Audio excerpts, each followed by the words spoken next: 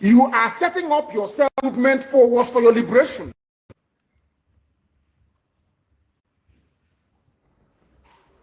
All of you never knew that IPOB and this Biafra movement was for your liberation. Some of you saw maybe the oil and gas from Biafra land. If they go now, we won't have access to oil and gas. In the process of having your eyes fixated on oil and gas, your forest is gone. Do you understand it? Every Yoruba person supporting Fulani, you are setting up yourself to become like the Hausa people. Remember when Hausa was supporting Fulani? We are Hausa Fulani. We are Hausa Fulani. Where are the Hausa people today? I ask you. Where are those Hausa people today? Do you see them anymore? Those saying we are Hausa Fulani. We are Hausa Fulani. Do you see them again today? Do you see them? I'm asking you. No, because Fulani have completely overwhelmed them. It's called emasculation. Completely emasculated them. Look at what they're doing in the East. In the East, they come to the East, I will tell you, oh, you want to be the president or vice? Yeah. They say, give us land for Ruga. They give them land. As soldiers of how to do that log banta. They have taken it over in forever and ever. Give us land in your state. Purpose of them are prove to us that you are stood. Give us land in Olo. Purpose of them will give them land in Olo. We can go and kill people in Obibo. We can kill for them. How many Fulani governors are prepared to kill bandits? I didn't say normal people. I'm talking about armed, dangerous bandits. How many Fulani governors? Go and read your newspapers, you will see it there. Fulani governors are negotiating with them, giving them arms, giving them vehicles, making sure that their life is no longer a misery. But see, they come down to the south. They tell you, give us land for Ruga. Go and kill your people to prove to us that you're one Nigerian. That was why Obioso was talking rubbish. Was talking yesterday or 2 days ago. Supported by the BBC. The problem you people have in Nigeria is this. Your journalists, you see people, Punch newspaper, Tribune, Vanguard, and Nation, they are your second worst enemies. I'm telling you the truth. They can never ever be objective in their reportage. Never, ever, ever. That's why all of you are suffering. But you don't know it. They were the same people used to scuttle the NSAS protest. Of course, some of you went about looking for Indomie in warehouses. Typical black people. Any revolution that is coming now, you must stand very firm. They'll say, oh, you're Igbo. Oh, you're Yoruba. Oh, you are from Europe. Don't join them. It's our turn in 2023. If you do this, you will scuttle our chances of becoming the president in 2023. Ask yourself, all of them that have been president from time immemorial, what benefit has it brought to you as a human being? Absolutely nothing. So you have nothing to lose. Absolutely nothing to lose. You look at them now, how they have now descended on Yoruba people, asking them to concede, give us your forest, we must graze, we must do this, we must do that. And slowly before your eyes, they are giving in, they are capitulating, they are allowing them to go, if you don't give it to us, so Tinubu will not be president in 2023. Tinubu won't be the president. That's what I'm saying to you. And foolishly you will agree and hand over your land to them. And once they take your land over from you, look at Hausa. Because there is a saying where we come from. If you want to know what your life is going to become in the future, look at Hausa people. If you want to understand, appreciate, I will say, the life that you are about to bequeath to your children and grandchildren, look at Hausa people. Is there any Hausa governor today? Is there any Hausa emir? Is their land though? Katsina is Hausa land. Kanu is Hausa land. Sokoto is Hausa land. The Hausa people own it, indigenous to those areas. I'm asking you this question. Is there any Hausa man who is an emir in the north? The answer is no. Something's going to happen to you. If you don't rise up now to break, I'm not even asking people to break this, you demand for what rightfully belongs to you, your freedom. The freedom to decide. The freedom to write a constitution if you prefer. The freedom to live with whoever you want to live with. That is what we're asking for. But most people misunderstood what we're saying. And today, almost everything we have said about the zoo has come to pass. Everything we have told you, everything I told you has come to pass, hasn't it? Everything. And some people are still questioning and arguing. They said, Fulani will resist by all means necessary, including armed resistance, any attempt to forcefully eject them from the forest. Yoruba, you must ask yourself this question. When we were pursuing them from Ebonyi, why didn't they say something about ESN on Nnamdi Kanu? Why? Have you asked yourself that question? Because they know we are prepared to die to defend our land. They understand that very well. That is the only language the Fulani understand. You cannot say to Fulani, oh, let us have a Fulani president. And after that, all will be well. Never, ever, ever. They will continue to expand. They will continue to identify idiots in your midst, traitors, saboteurs in your midst. They will promise them heaven and earth. They will give them anything they ask for in order to ensure that they get into you, they subjugate you. Look at Yoruba and the Ilorin. Yoruba, how did you lose a Ilorin? You lost a Ilorin because somebody thought or felt that by aligning himself with what he felt was a superior Fulani force, he can defeat his own people. Afonja, what happened? As a result of that miscalculation, the great Yoruba race lost a Ilorin to Fulani Caliphate. That is why in Ilorin you have an emir of Ilorin. Great and wonderful people of Biafra, lovers of freedom all over the world. I have a very, very important reason why I am going to pause this broadcast here. Of course, you got the message, and that message you got from this broadcast, you will understand that it is very, very important message which come at the end of this, like before I pause this message, you are hearing from Mazen Nnamdi Kanu. Good afternoon, good evening, good morning, great and wonderful people of Biafra all over the world. You are watching us live and direct from your place of domicile. It is 30 minutes, it is, it is 31 minutes before the top of the hour, regardless of where you are. If you are watching us on YouTube at Judge Money Blog Africa, click the like button, share the video. If you are watching us on Facebook at Judge Money Blog and every other Judge Money Blog platform on Facebook, follow the page. Don't forget to subscribe to that YouTube channel. Click the like button. As this gospel continues, it is very, very important for you to understand what Mazen Nnamdi Kanu said here about Yoruba people losing the land of Ilorin. Before we go to what I want to talk about, because this is actually not what I want to talk about this afternoon, but I found that message very, very important because the same thing is happening in our midst. Remember, he said, how did you lose Ilorin? Because somebody believe he can align with his enemy. Let me repeat that part. He can defeat his own people. Afonja, what happened? As a result of Yoruba, how did you lose Ilorin? You lost Ilorin because somebody thought or felt that by aligning himself with what he felt was a superior Fulani force, he can defeat his own people. Afonja, what happened? As a result of that miscalculation, did you see?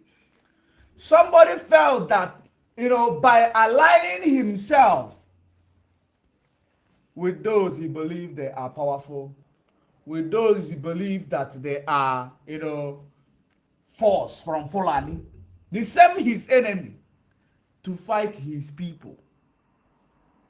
At the end of it, they actually, grabbed him. They grabbed the land without even turning back. Because somebody like Afonja, which we have already in Biafra struggle today. That is the reason why some of Afonja in Yoruba land come to say they are aligning with Afonja in Biafra land. He believed lining with his enemy to fight his people is going to actually feed him well. But that is not what we are here to talk about. What we are here to talk about this afternoon, morning, or whatever time zone you are using. It is about the corruption in the zoological republic called Nigeria, because the corruption is actually has overwhelmed Nigeria. If you look at, each and every day they lie to you, they will come out there to just to a means of them stealing the money. They will come to tell you, we have discovered there are many people who have who hid their money. We are going to actually paint our currency or redesign. They call it redesign, but of course you see they painted their currency. At the end of the day, they will tell you they used billions upon naira to redesign their useless currency that does not even have any strength next to any, international money. I thought somebody would be actually, proud to redesign their currency when they know that this currency has weight in the global market. But they lie to you. They say it is to fight corruption. It is to fight those people who stash the money hidden somewhere. Now, we are going to talk about it further, because I have spoken about this issue and I am going to actually bring it back on your screen, because I have found a piece which will actually exonerate that exposition. You will see the evil, the wickedness of a highest order with impunity in your system called Nigeria, led by the imposter in Asorok. Because, when we are making some of our expositions, so many of you might come here to get entertained. And believe you me, whenever I took my precious time to come here to actually talk, I am not here to entertain you. I am not here to gossip with you. I am here to pass the message that I have for you. And I am not here to make you a friend or to get you to like me. Many people who have liked me in the world, there is nothing I have ever benefited from them. So making you like me does not change anything. What I am here is to do justice, give voice to the voiceless, and throw the transgression of a black man to his face,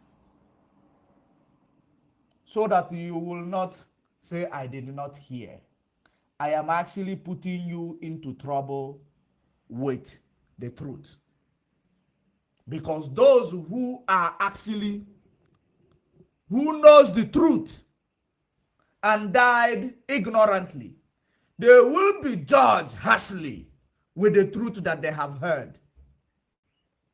But those who does not hear, who never heard the truth, and at the end of the day died, they will be judged with their ignorance. But it will not be severe as those who heard it and chose to be ignorant.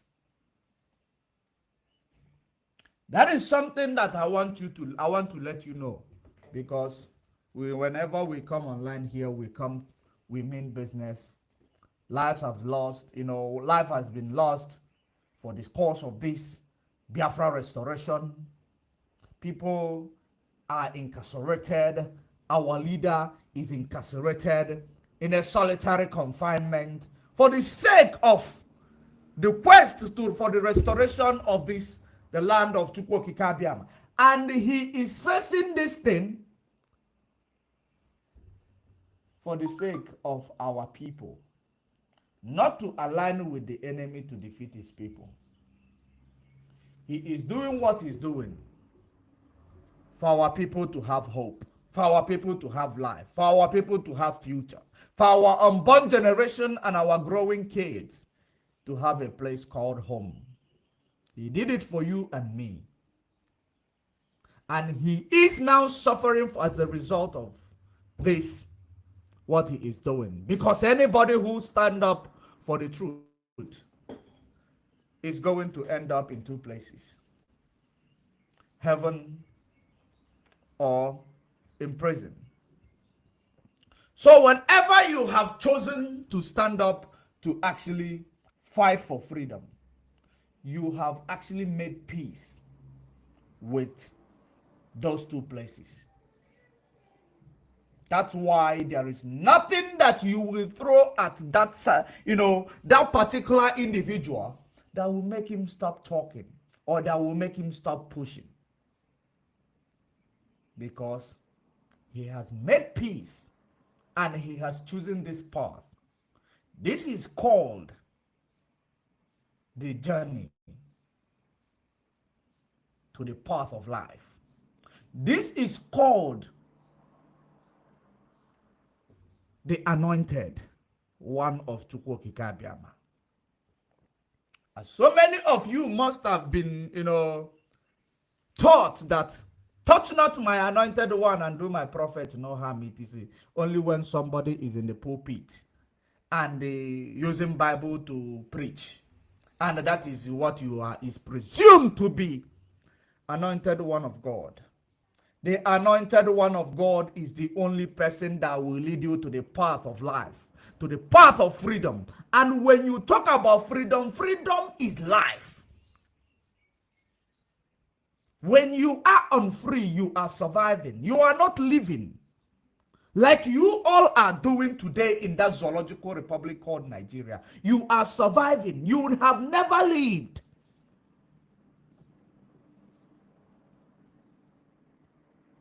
That is the reason why Mazen Nnamdi Kanu stood up.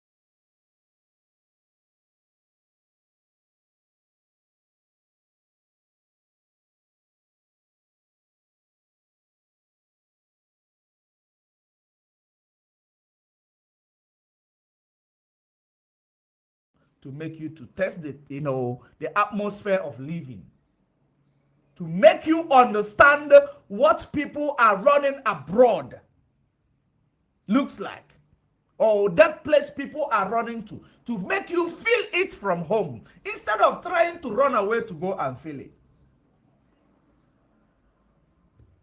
And don't forget, we are in abroad. Abroad is not sweet. It is only sweet for those who were born in it. It is only sweet for those who originated from that area. That is abroad.